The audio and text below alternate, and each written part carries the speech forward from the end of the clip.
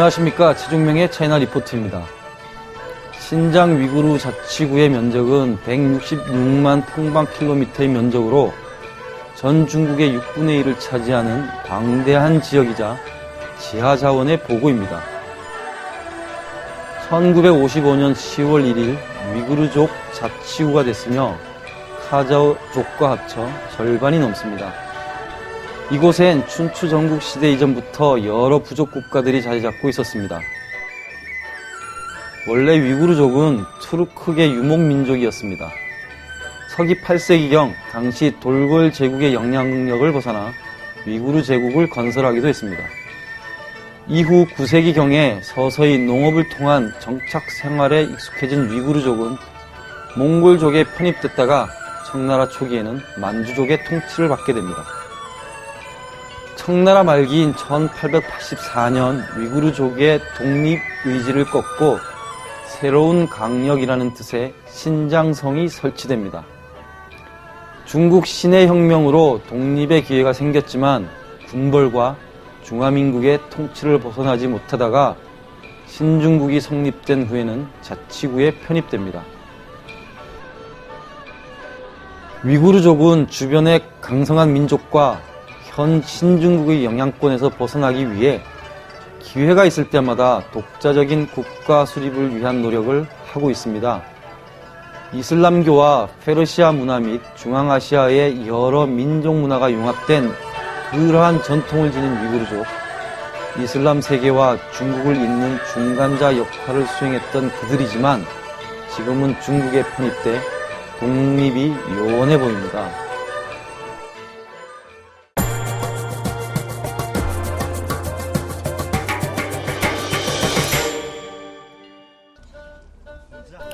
깐수성 둔황에서 신장 우르무치까지 가는 버스를 탔습니다. 저녁 6시에 출발해 15시간을 달리는 침대버스입니다. 장장 1000km를 달려야 합니다. 중국에 와서 처음으로 탄 침대버스였는데 나름대로 참 편해 보입니다. 침대버스는 1층과 2층으로 구분되어 있으며 한 사람이 누우면 이리저리 움직이기가 쉽지 않을 정도로 좁습니다. 층마다 세 열로 침대가 놓여 있습니다. 마침 10여 명의 민공들이 버스에 탔습니다. 모두 우통을 벗고 돌아다닙니다. 민공이란 일용직 노동자와 비슷합니다. 공사가 있거나 특별한 일거리가 있으면 팀을 짜서 함께 이동하기도 합니다. 발냄새가 버스 안을 가득 메워서 처음에는 냄새에 적응하느라 머리가 아플 지경이었습니다. 중국 서부 지역에는 저녁 9시가 넘어야 비로소 어둠이 내립니다. 스르르 눈을 붙였습니다. 한참을 달렸을까 깐수성과 신장 자치구의 경계인 싱싱샤 부근 도로에서 잠시 버스가 정차했습니다. 막 노을이 물들기 시작합니다. 그런데 가만 보니 모두들 내려 노상방뇨를 하는 것이 아닙니까? 휴게소가 없으니 대신 산을 넘어가는 고갯마루를 화장실로 택한 것입니다. 이렇게 화장실 없는 버스를 타면 여자들은 어떻게 해결할까요? 살짝 궁금해졌습니다. 슬쩍 보니 버스에서 내려 왼편, 즉 앞쪽에서는 남자들이 볼일을 보고 여자들은 뒤쪽으로 돌아가 적당한 곳에서 해결한다고 합니다. 버스가 계속 서쪽 하늘을 향해 달려갑니다. 가도 가도 끝없이 펼쳐지는 하늘의 향연에 점점 가슴이 뭉클해집니다. 뭔지 모를 신비한 자연의 조화가 느껴집니다. 길게 뻗은 도로와 한없이 붉은 빛깔을 계속 보고 있자니 몸과 마음이 더욱 빨리 앞으로 달려가는 느낌입니다. 차에 타고 있다기보다는 다큐멘터리 영화를 보는 스크린 앞에 앉은 듯한 착각에 빠집니다. 다시 침대로 돌아와 창문을 열었습니다. 바람이 너무 세차게 들어옵니다. 다시 버스는 정적에 휩싸이고 졸리기 시작합니다. 버스가 정차할 때마다 깼고 출발하면 다시 잤습니다. 그러기를 몇 번 반복하더니 이번에는 주유소입니다. 화장실을 다녀오는데 해가 뜨기 시작합니다. 멀리서 햇빛이 강렬하게 솟구칩니다. 노을과는 또 다른 느낌입니다. 다른 편 하늘에는 달이 하얗게 머문 채 갈 길을 재촉하고 있습니다. 서역 새벽 하늘에 해와 달이 함께 떠 있는 모습을 보니 이것도 흥미로운 일입니다.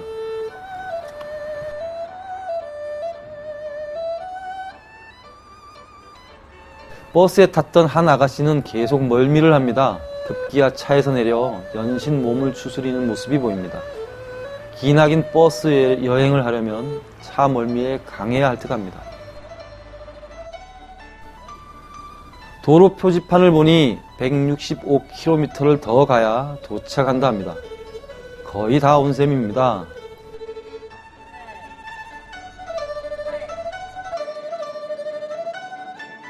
다시 벌판을 달립니다. 해가 뜨는 새벽녘의 모습도 남다릅니다. 해가 뜨니 사람들도 하나둘씩 잠에서 깨어나기 시작합니다. 우르무치 시내로 접어들기 시작합니다. 처음 타는 침대버스에서 처음에는 발냄새로 고생했지만 그렇게 15시간을 밤새 달려 우르무치에 도착했습니다.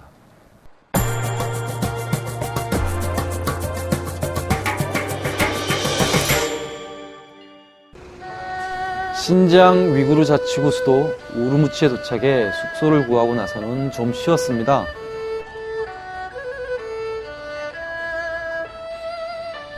호텔 창문을 열고 밖을 보니 비가 살짝 내리는 듯 도시가 매우 산뜻해 보입니다.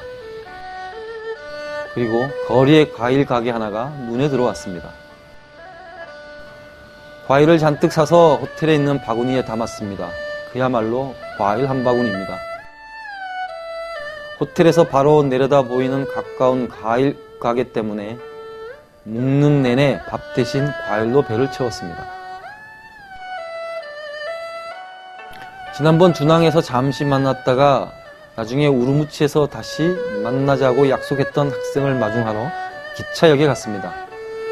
우르무치 기차역 간판에는 위구르 문자가 함께 써 있습니다. 소수민족 자치가 이루어지는 곳에는 다 이렇게 고유 문자가 간판에 적혀 있습니다. 그렇다고 중국이 각 민족의 독자적인 문자를 인정한다는 건 아닙니다. 만약 한 소수민족이 중국어를 사용하는 것을 포기하고 자신의 문자만 고집해 사용한다면 아마도 중국에서 살아가기 힘들지도 모릅니다. 혼자서 배낭을 메고 밤새 기차를 타고 온 친구를 제 숙소에서 재워주기로 했습니다. 짐을 풀고 나더니 싱싱한 과일 앞에서는 눈빛이 확 달라집니다. 과일만으로 허기를 대략 때운 후에 우리는 위구르 민족박물관을 찾았습니다. 입구에 위구르족 사람들이 머리에 두건을 쓴 채 앉아 있습니다. 역시 눈매와 몸매가 위구르 민족답게 훤칠합니다. 박물관에는 여러 종류의 석기, 청동기, 철기 등 당시 이 지역의 문화재들이 전시되어 있습니다.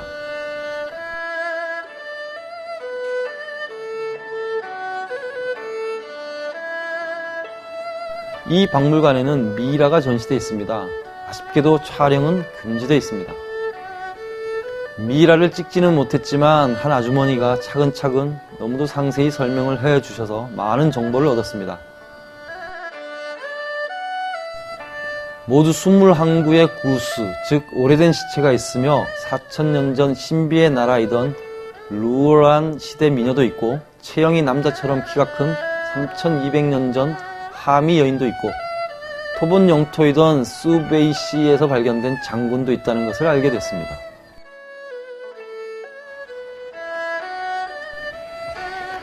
우리는 시내 구경을 하기로 했습니다. 음료수를 홍보하는지 무료 시음을 하기도 했습니다. 그냥 지나치려는데 맑은 목소리로 청량한 음료수를 들이미니 어쩔 수 없습니다.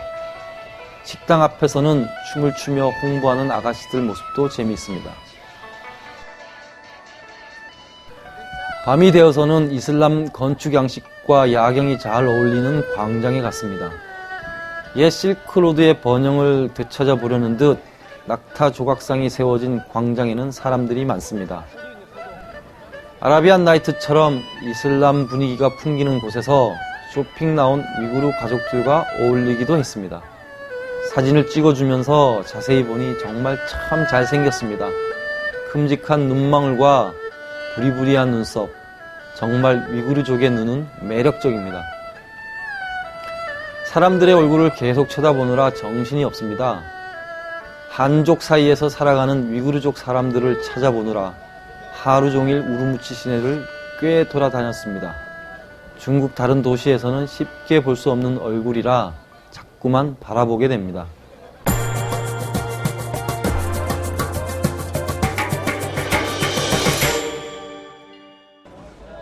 우르무치 시내의 얼다오차오에 있는 야시장을 찾아갔습니다.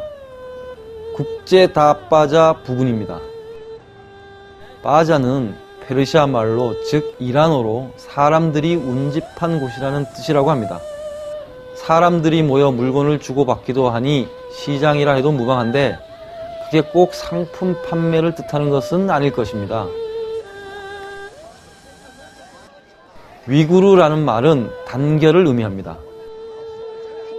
위구르족은 바이칼 호수 남쪽부터 바르카스 호수 일대에 살던 유목민들이 주류라고 합니다.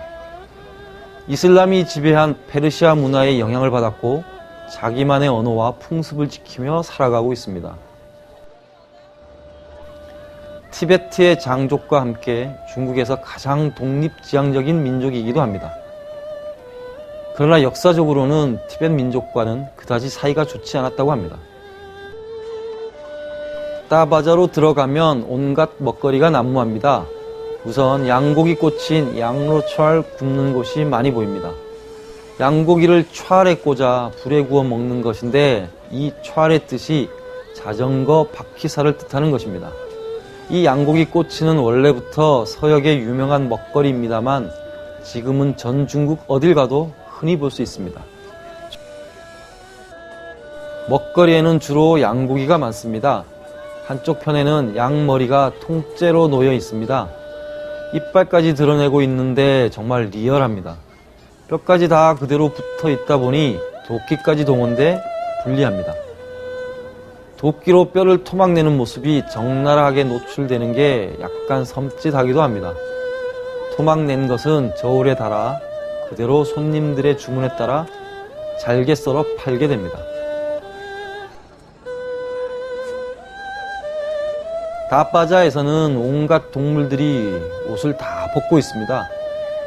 포장마차들마다 양고기를 비롯해 닭이나 오리도 모두 털이나 가죽이 다 벗긴 채 걸려 있습니다. 한 10살 정도 돼 보이는 아이 하나가 능숙하게 고기의 몸통 속으로 손을 집어넣더니 내장을 꺼내기도 합니다. 거꾸로 매달린 고기를 부위별로 잘라내 지지기도 하고 볶기도 해서 요리로 만들어 내놓습니다. 사실 이미 한 번 구운 바비큐보다는 완전히 발가벗고 고리에 매달려 있는 양고기 중에서 뭔가를 먹고 싶었는데 함께 간 친구가 질려할까 싶어서 참았습니다. 저 누드 동물을 먹을까 말까 고민했습니다. 뼈가 앙상하게 드러난 갈비가 보입니다. 양고기 중에서도 등갈비가 맛있다고 알려져 있습니다. 군침이 약간 돕니다. 배불리 먹고 다바자를 이리저리 돌아다니며 구경했습니다. 우르무치에서 우울한 상황이 발생했습니다. 가방에서 캠코더를 꺼내다가 그만 손을 놓치고 만 것입니다. 설마 했는데 주워 들고 보니 고장이 났습니다. 테이프를 놓고 빼는 곳이 작동을 하지 않습니다.